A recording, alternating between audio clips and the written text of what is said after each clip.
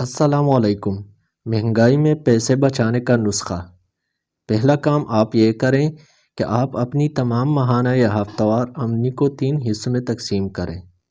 پہلا حصہ ان اخراجات کا ہے جو آپ کی ضروریات زندگی ہیں، یعنی وہ اشیاء جو آپ کو ہر صورت چاہیے اور ان کے بغیر گزارا نہیں۔ ان میں مکان کا کرایہ، یوٹیلیٹی بلز، بچوں کی فیسیں اور سودا صرف وغیرہ شامل ہیں۔ دوسرا حصہ آپ کی خواہشات ہیں، یعنی وہ اشیاء جن کے بغیر آپ کا یا آپ کے اہل خانہ کا گزارا تو ہو جائے گا، مگر آپ چاہتے ہیں کہ یہ چیز بھی آپ کے پاس ہوں۔ اس میں زیادہ تر چیزیں آپ کے طرز زندگی سے جڑی ہوتی ہیں۔ جبکہ تیسرا حصہ ہے بچت، یعنی آپ شروع میں ہی فیصلہ کر لیں کہ آپ نے کتنی بچت کرنی ہے۔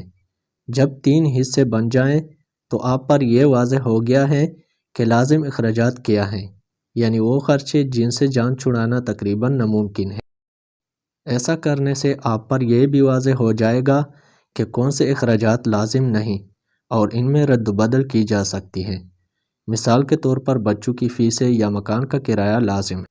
اسی طرح بجلی، گیس کے بلز بھی لازم اخراجات ہیں، اگرچہ بل کم یا زیادہ ہونا کسی حد تک آپ کے ہاتھ میں ہوگا۔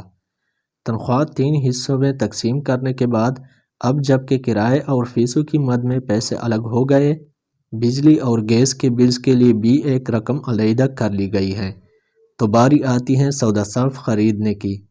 سودا صرف کی خریداری سے پہلے سب سے اہم بات یہ ہے کہ آپ کو ایک نئی فہرست بنانی ہے۔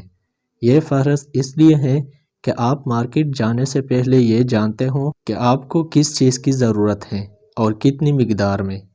ان باتوں پر عمل کر کے آپ اپنے پیسے بچا سکتے ہیں۔